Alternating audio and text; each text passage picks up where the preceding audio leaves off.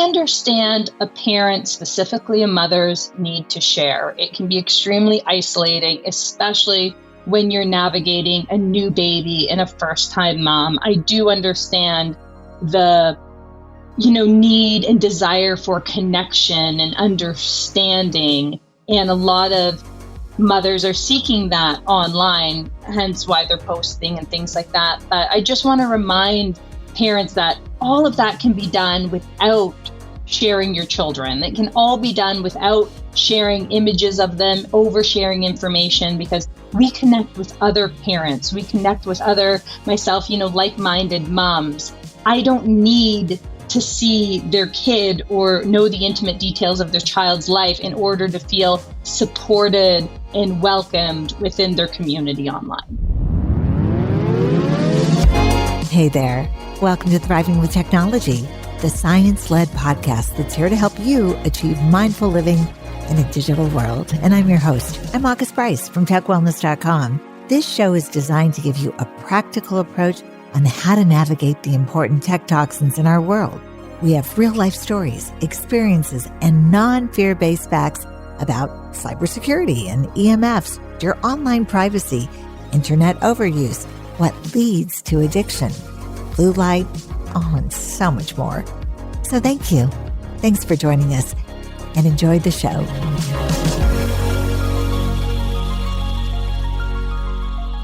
Hey everyone, today you're going to meet Sarah. She's also known as Mom Uncharted. She's an advocate for child safety, and she explores the state of parental public oversharing and child exploitation on social media. And it's getting really serious.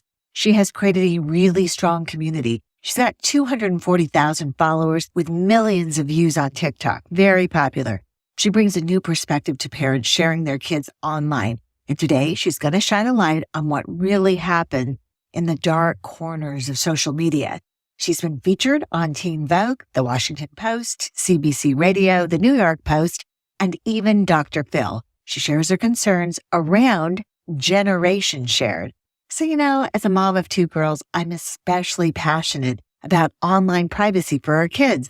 So this is a very insightful conversation with, of course, some practical steps for parents navigating sharing their kids on social media. You're not going to want to miss this. Here we go.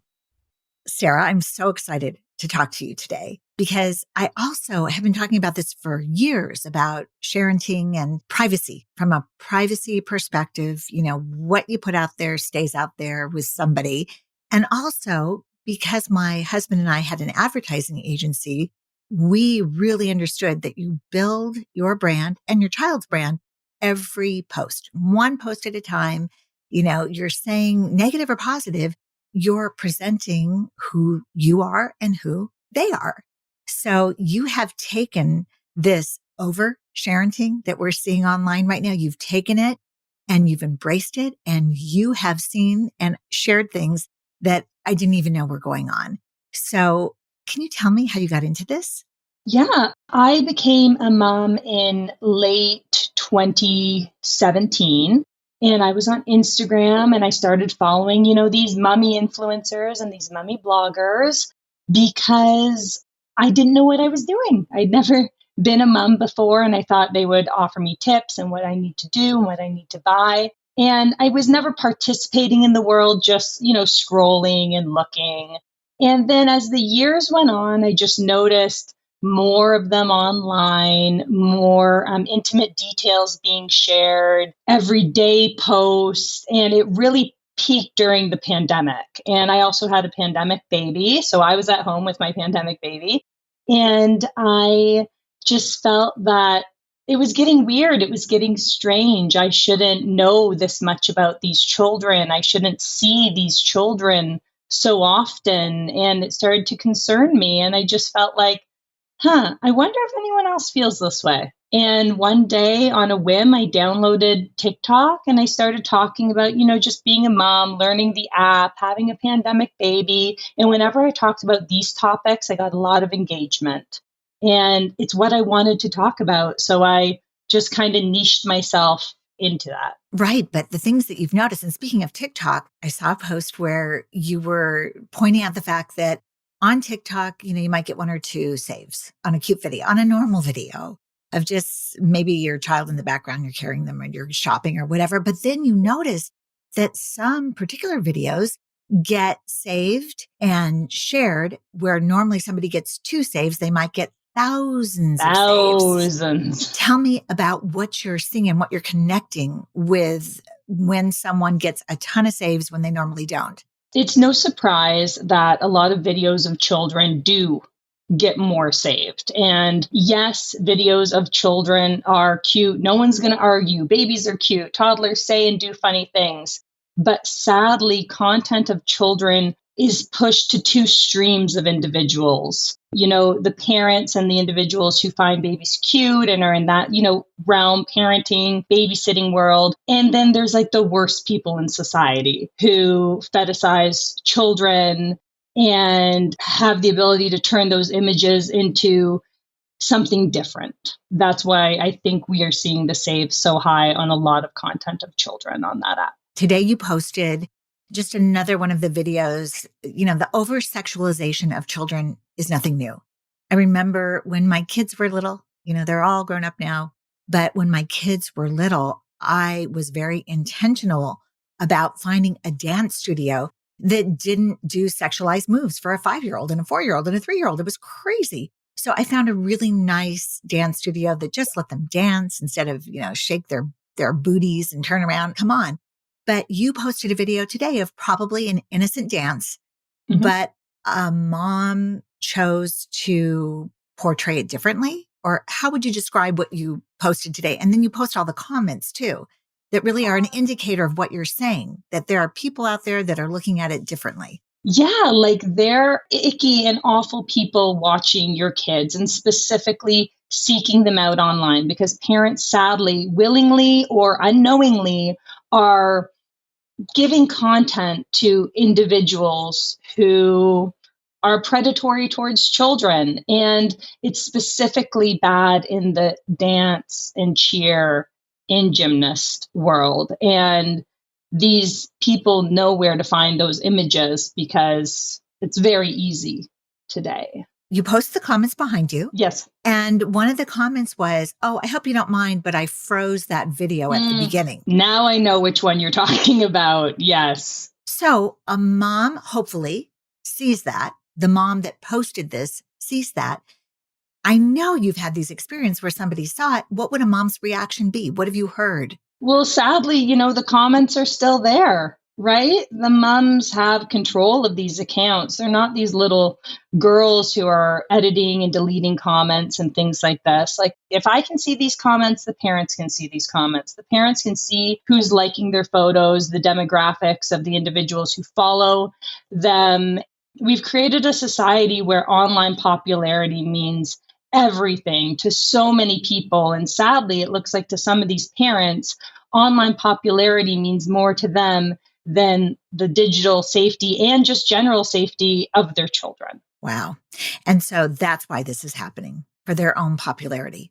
I would assume so. I think you ask American kids these days what they want to be. I think the stats like 80-90% want to be influencers, right? So these little girls who are in these worlds of gymnastics and cheerleading, they think they're models and influencers, and they have these large followings, and they have these fellow dance people who are supporting them, but they don't see behind the account that it's 80% adult males following them. They are unknowing in this. They don't know what is happening. They just see their pictures and they see likes and comments and they think they're influencers when really they're sadly being exploited by their parents online. Assumed parents, of course.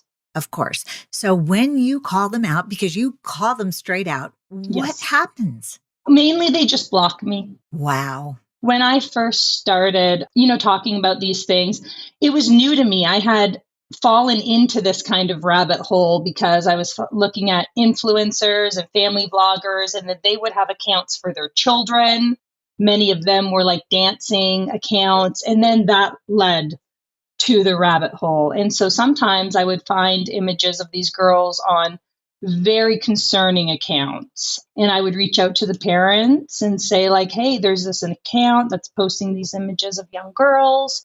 The comments and the following is very concerning. Like, I just want you to know. And usually I would be blocked. They lift their content and post it on a really scummy site, is what you're saying. In regard to that, it was usually another Instagram account that they were stealing photos from. There's many accounts like that, fan accounts, dance accounts, where they take these images of little girls mainly. And it's kind of just a place where these predatory individuals can find more little girls. It's kind of like a dog whistle. So this demands legal action, actually, what you're talking about. Technically, it is not illegal to post your little girl in minimal clothing in suggestive dance poses. That's not illegal. But to take someone else's pictures and post them on your account. Once you post an image publicly, it is a public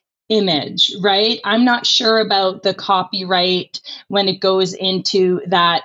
Morally, ethically, should anyone be stealing other people's pictures? No. But if it's posted publicly, my assumption is it becomes public property and other people can lift and take it. Well, that does happen, but actually Instagram or Facebook ends up being the owner of that property. You agree to allow it. You agree that it becomes part of their content. Let's talk about how this even starts. I think that when a mom has a sweet little baby, they're not thinking, oh, great, here's a way for me to make money.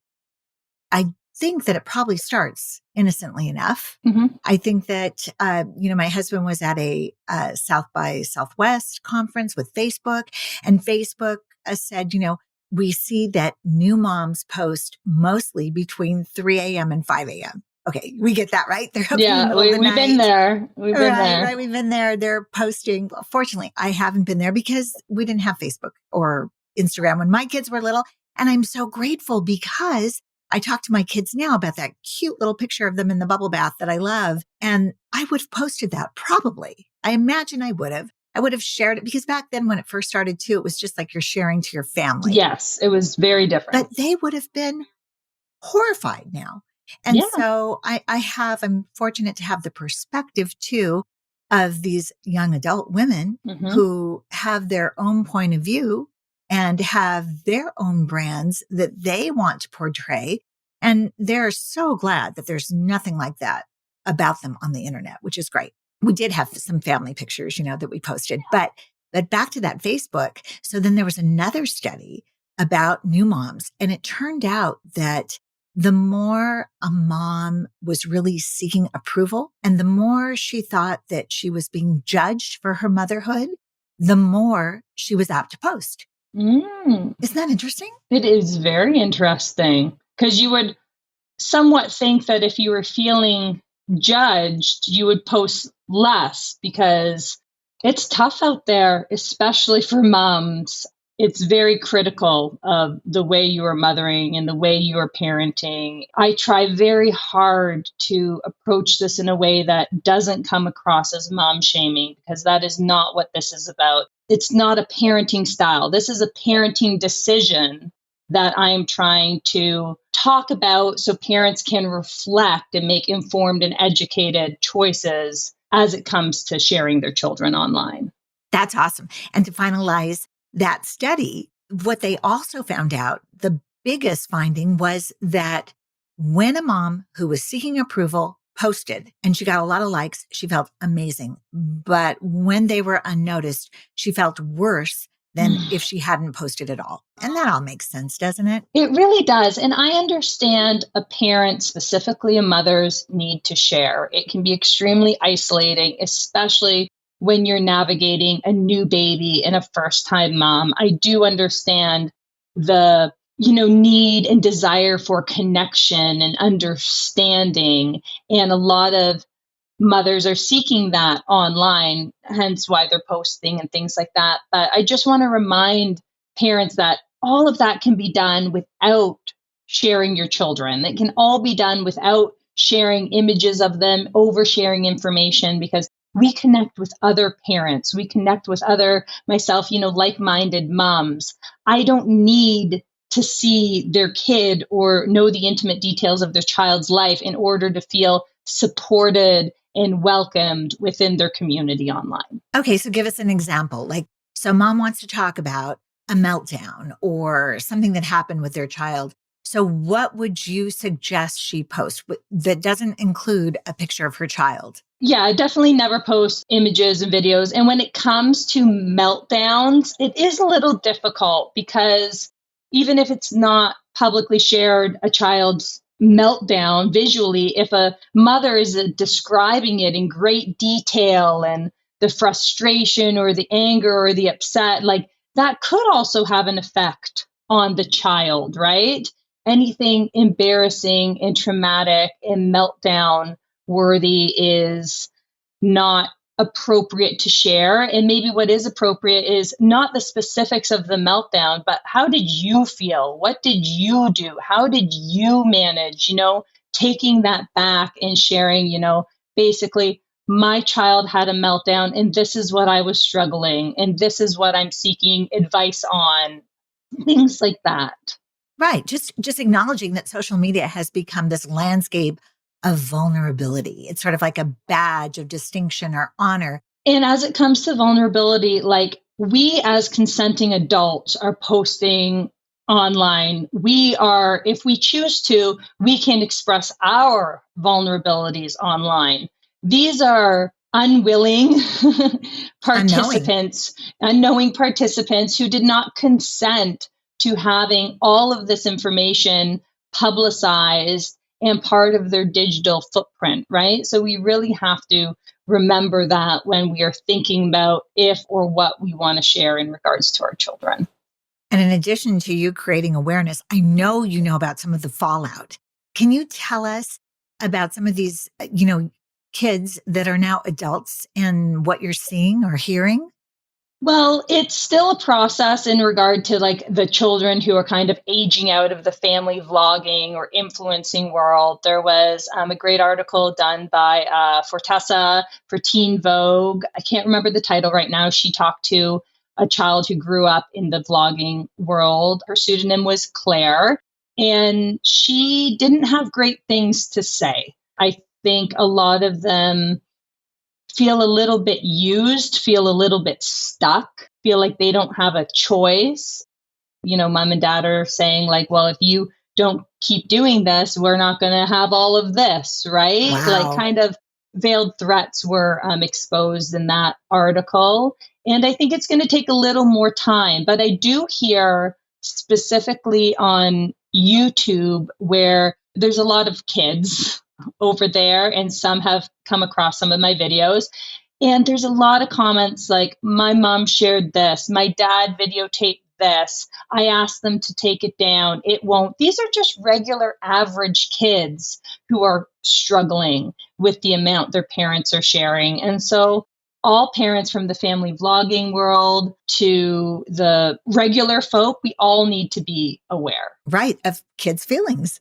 Their kids' hearts, feelings, their futures. They're fully autonomous human beings. And I think sometimes we forget that. And it's really important to remember that as a parent who is oversharing online, you are narrating your child's story for them. You are essentially like writing their memoir of who they are without their consent. And that might not be the public image they want out there, right? That might be a lot for them to live up to. That might not be a reflection of who they authentically are, but now the world thinks something of them. And I don't think that's very fair for our children.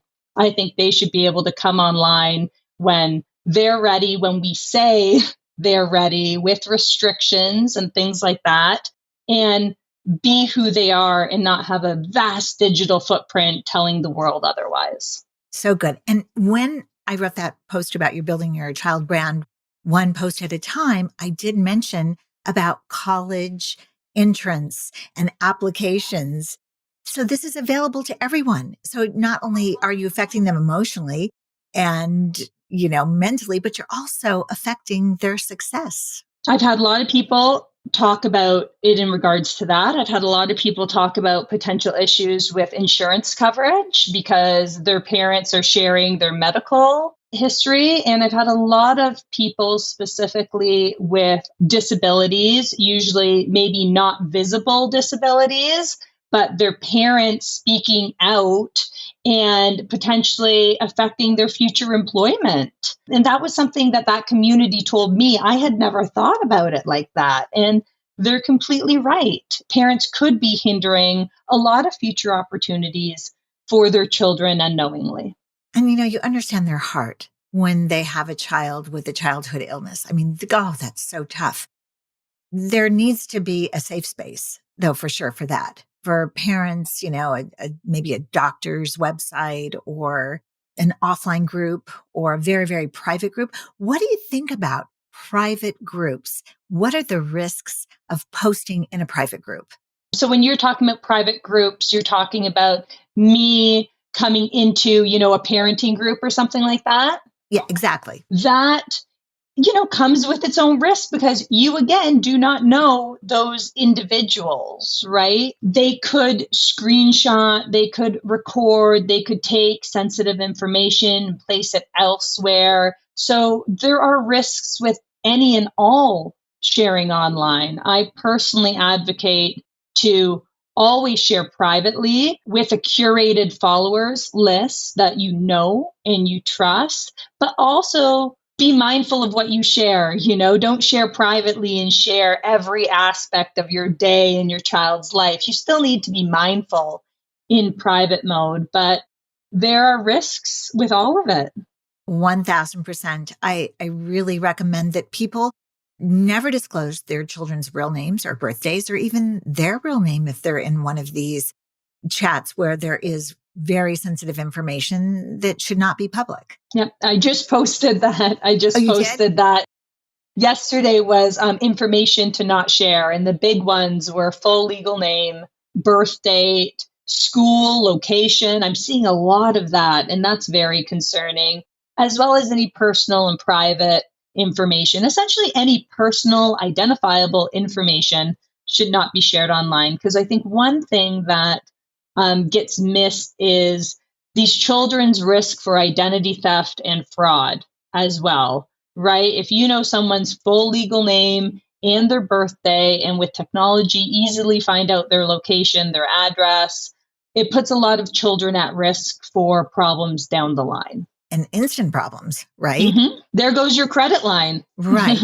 And your safety. And I also recommend this with even the phones that you buy for the kids. There's no need to say who the child really is and their real birthday and their real social security number ever. There just isn't, except with your doctor, possibly, and your insurance company, like you said. But what other sort of dangers or risks like this are you seeing? I think, just a child's sense of autonomy, the digital safety aspect in regard to technology has advanced so much with AI and deep fakes and things like this. And children's images are being taken and altered. They're being placed in the dark corners of the web. It's scary for our children, right? Like, this no longer is like the online world. This is the real world, right? Like online, physical, but it's all real now. It's all intertwined, and this can manifest in real ways. And I'm also concerned about the parasocial relationships that parents are allowing adults to develop with their children. I don't think that is healthy. Talk about enmeshment, right? Right. Like, we vet all the people coming into our children's life regularly, right? I know you, I trust you. That person is giving me the ick. I'm not going to go back into that park or that situation, whatever it will be. But it seems like this public park of social media, parents have kind of like forgotten that the worst people in society are also there. And I always say that, like, do you want those people having access to images of your children and information about your children? I personally don't. Absolutely. Yeah, it's the door to the world, the good and the bad. So yeah, you're absolutely right. I so appreciate you creating this awareness for people. I want to talk a little bit about your average healthy parents, and they have their beautiful little baby and their cute kids. What's okay to post? Where's the line? I think the line is, going to be different for everybody. But again, as I always say, you're a proud parent, you want to share with your friends and your family, do so in private mode or do so on an app that is not connected to social media. I personally, text or email, things like that. We've created this normalization of oversharing. And I personally just don't think that we need to be sharing images of our kids every day with anyone, honestly. Like, I don't even think my parents don't need to see their grandkids every single day. We also have to remember what it's like for these kids with this, right, August? Like, what is this? Kids being raised with this in front of their phone, right? In their face, and us not being present because we're trying to capture everything so we can reflect on it later, but we're missing those moments. If new parents are there, they have their baby, create a private account if you're wanting to share on social media, curate your followers list, and share occasional, appropriate, happy moments. Like, it doesn't have to be a daily or even a weekly thing. There's certain things that should never be shared, nude, semi-nude, bathtubs, potty training, anything like really embarrassing for them. It should be like what it used to be, like a highlight reel. For people who are just listening and don't see you, so what Sarah did was she held up her phone, and this is Oh, sorry. It's right. So I had a girlfriend who said, her neighbor had a baby and she'd watch that neighbor every day take that baby out in the stroller. And she said the worst thing was as that child got older and older and sitting there in the stroller, it was the same thing every day, just the mom's phone in that kid's face. The mom would every day be like taking pictures. And she said exactly what you said. This is what her memory, the baby's memory is going to be. Just the phone in her face that her mom's holding, So yeah, that was a really interesting thing that you did there, Sarah. Hold up the phone. This is what your kid's going to remember. I don't talk about it as much as I'd like to, but there is an element in doing this that is how we interact with our phones, because we are directly and indirectly sharing a lot of information with our kids by how we behave with our phones, right? And that's important to remember. And do I often spend too much on my phone? Yeah, I do. Do I nail it all the time? No, I don't. But do I have systems in place that I try to adhere to so my children have a present mom and I'm not addicted to my phone? Yes, I do. And I think one thing that all parents should and can be doing is taking a day off their phone. I take 2 days off, minimum a week, where I don't log into social media for my mental sanity and just to be more present in my children's world has been extremely beneficial. And even if a parent can just take a day, just don't log into social media. Just don't take any pictures of your kid. Just be fully present. Yeah. We're huge proponents at Tech Wellness of a daily digital detox. Yes. Whether it's waking up and not touching your phone for an hour, no device dinners, no device lunches, and just real family time every single day, I think is what you're highlighting here. Exactly. And I think you're right. It's so good for relationships and it's so good for awareness for your own children because we learn by example. With all the research coming out and all the talk about teens' mental health and things like that, and this desire for young kids to have their phone and get it at early ages when they're not ready and prepared for, if parents are displaying that they are on social media and it's so important and it's their world and stuff like that, it is going to be tough to tell your kid, well, you can't have it, right? So we need to be mindful of how we're interacting with it to preach to them. 100%. Getting back to just the average parent and what they do. My niece just had a baby and we have a family chat. And we all are very sure of each other that none of us will be sharing any of these things. It's just a very nice private family chat. You said, oh, I don't think a grandparent wants to see a baby every day. You do. Actually. Yeah, touche. I do. I think I said they don't need to. Right. They may want to. They don't need to, they right? They do want to. Right. They do want to. It's such a gift. I'm not trying to rid kids of the internet. I don't want people to stop sharing amongst trusted friends and family or anything like that. I just want us as parents to be more mindful that our children deserve dignity and respect, and they're autonomous human beings, and we're developing a digital footprint for them, and their right to privacy and informed consent and digital safety, it matters, right? So having these conversations are so good. And also, Sarah, because you've seen the darkest of the dark, because are you looking for it, or now you must be, right? So that people are aware of how bad it can get. I get sent a lot of things now. I don't go looking for it. There's like kind of like circles where, you know, they're up to no good, and you can just go back and easily find more awful things that they are doing. But I also try and protect my peace and protect my mental health and not go too far down a rabbit hole. Because again, like I'm on the surface level of the state of child exploitation on social media. There's a very dark, deep CSAM part and trafficking part, and I don't go into those depths. That's not what my platform is about.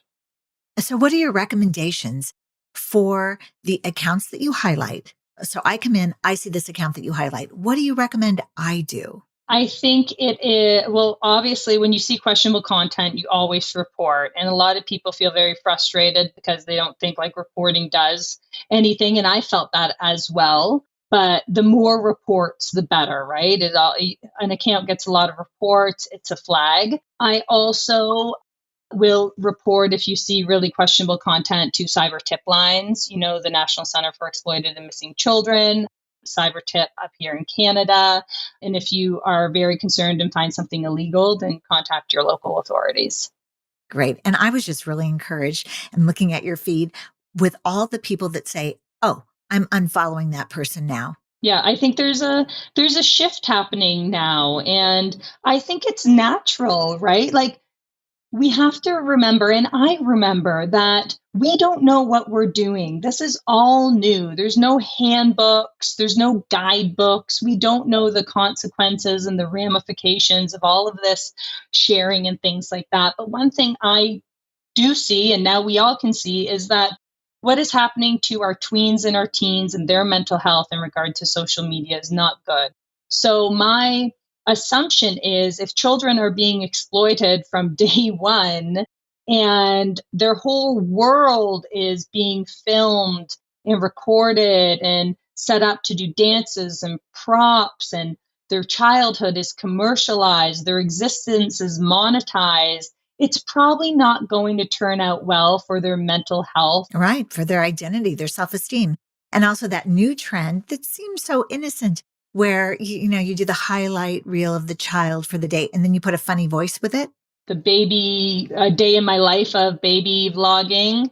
Right. And you narrate it, and it makes the child seem sassy or nerdy, or, like you said, you're just presenting this story. It's not even real. No, it's not real. And like the language they often use is just not like cute. The things they say sometimes in regard to like their baby's bodies and stuff is not cute. Like lots of temper tantrums and meltdowns are being filmed. It just doesn't feel like it doesn't feel respectful. Let's just not do that. It's one thing when it was a puppy or a kitty. That's what people said initially, because when it came up, people were like, just do this with your animals. I'm like, that is funny, but would you want somebody filming you and editing your day together and then putting a voiceover without your consent? Like, I wouldn't want that as an adult. So like, if you wouldn't want it done to you, don't do it to your children.